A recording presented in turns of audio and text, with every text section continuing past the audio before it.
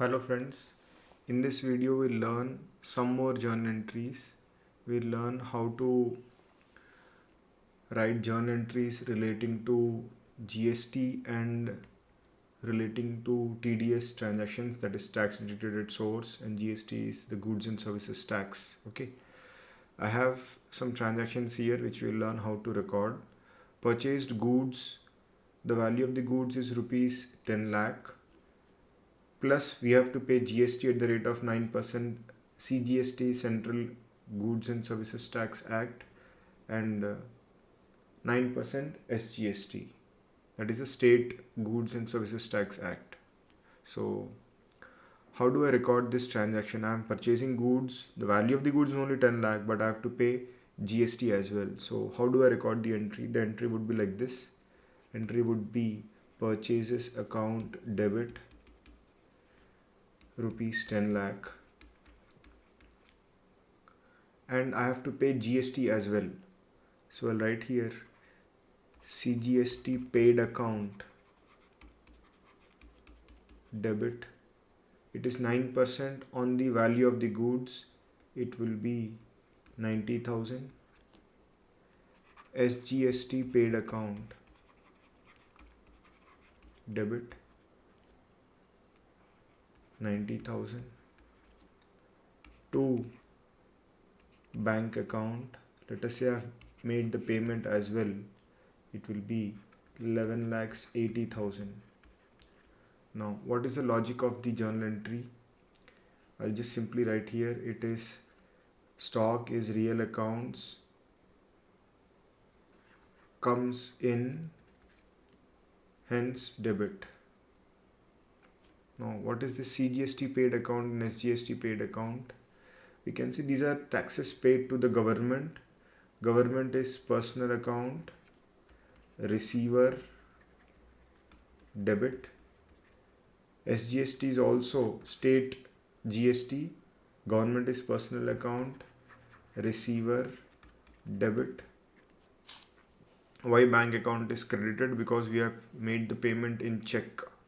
So we'll simply write here personal account, giver, credit. So what I'm doing here is, in this entry, the taxes which I'm paying, I'm treating as if I have given an advance to the government. So we are saying the government owes us this money of 90,000, and the central government owes us 90,000, the state government owes us 90,000. So is the government going to give us a refund? The answer is no, the government is not going to give us a refund, but it can adjust this advance amount against the liability which we have to pay on the goods sold by us. So what we are treating here is, whenever we buy stock, the taxes which we are paying, we are treating them as an advance towards the tax which we have to pay when we sell the goods. Okay. So this is called as input credit. That means the tax which we have paid on the inputs can be adjusted against the taxes which we have to pay on the goods sold by us. So the logic is very simple. The taxes which we pay on our inputs can be subtracted from the taxes which we have to pay on the goods which we are going to sell.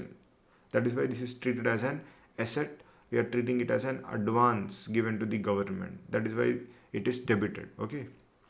Now let us see, when we sell those goods, how do we record the transaction? Now let us say we have sold the same goods after some value addition.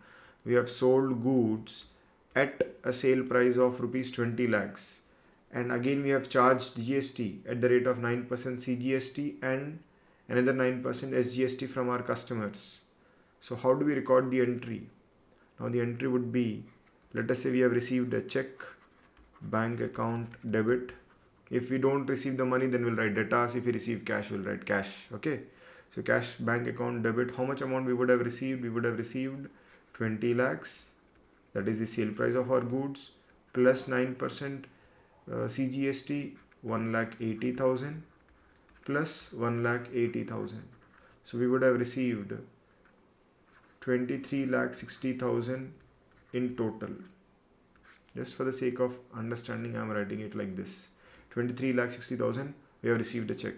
Now how do I write the credit items here? To sales. Out of this 23,60,000, my income is only 20 lakhs.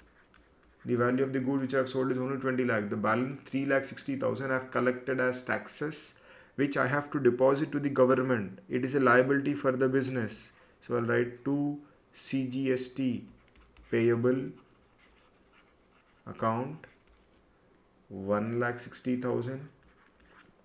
This is credit. This is also credit to SGST payable. So the taxes which I have collected, I owe that money to the, sorry, this is not 1,60,000, 1,80,000. 1,80,000 I owe to the state government. So I owe to the central government 1,80,000 and I owe 1,80,000 to the state government. So what is the logic I have followed here? I'll write down here.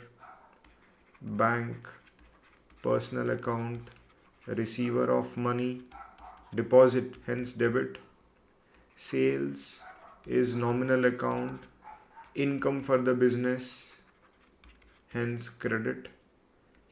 CGST payable, actually this is nothing but the central government account in our books. Central government, personal account, giver, we owe money to them. We have collected this money on their behalf. So the government has given us this money, hence credit.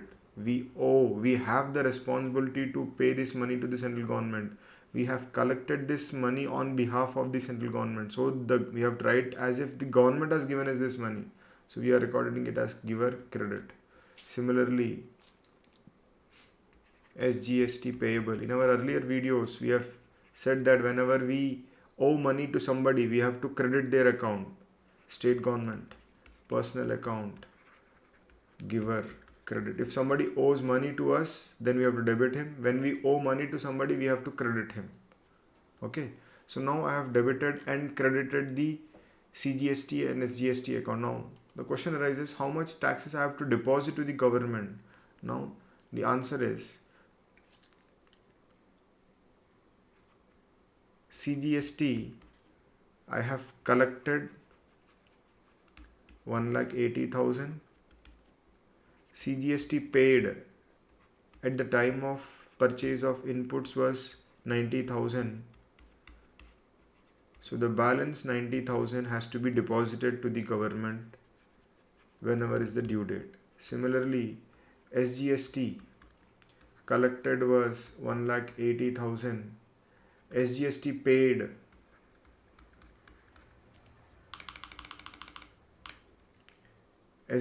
paid at the time of input or purchase of raw material was 90,000. So balance 90,000 I have to deposit.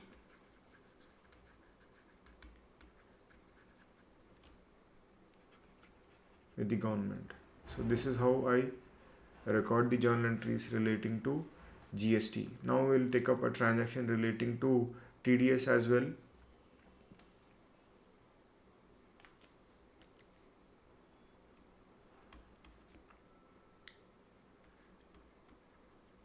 Paid professional charges. Let us say we have engaged a professional for giving us some accountancy related services or audit related services. Paid professional fees at the rate of rupees 50,000. TDS deducted at the rate of 10%.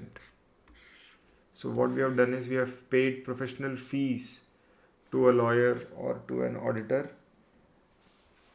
The value of the amount of the fees was 50,000, but we have deducted TDS at the rate of 10%.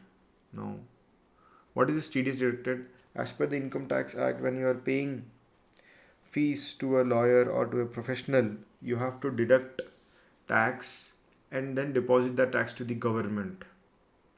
Okay, so how do I record an entry for this? I'm paying some professional charges. Professional fees is an expense for the business, hence it will be debited with 50,000 rupees. To bank, I have paid only 45,000. Why I have paid 45,000? It is 50,000 minus 10%. So out of 50,000 I've deducted TDS of 5,000. I have paid the remaining amount. The balance amount which I have retained is not my money. It has to be paid to the government. So till the time I pay to the government, it is money owed to the government. We have to show it as a liability. We have to credit TDS payable account. What is the logic? Professional fees, nominal account, expenses, debit, bank, personal account, giver, credit. We have issued a check, bank will give money to the professional. TDS payable. What is this TDS payable account? This is actually the government account in our books. The central government account in our books. Government, personal account, giver, credit. We are holding this money in trust for the government. The government has given us this responsibility to deduct 5,000 rupees out of the payment, keep it with us, and then deposit as soon as the due date comes. So this money is given to us by the government. So we have to give it back to the government whenever the time comes. That is why we are showing it as a liability in our books. Now, let us say the time comes and we deposit the TDS to the government. So how do I write the entry when I deposit the TDS? Deposit of TDS amount. So how do I record this entry? Now I am discharging my liability. I will write TDS payable account debit 5,000 to bank account. I will deposit it through a challan, through my net banking, or through by depositing money with the government. So I am discharging the liability now. I am debiting the liability account. What is the logic? TDS payable, government account, personal account. Now they are receiving money from us, hence debit.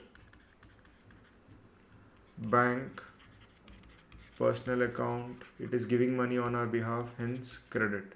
So with this, once I deposit the tax, my liability is discharged. If you observe,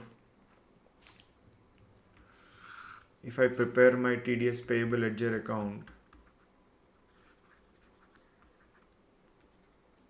it will write have a credit by professional fees 5,000 to bank 5,000.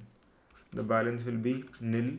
There is no balance left in the TDS payable account. So this is how I deal with the TDS payable. Okay. Thank you.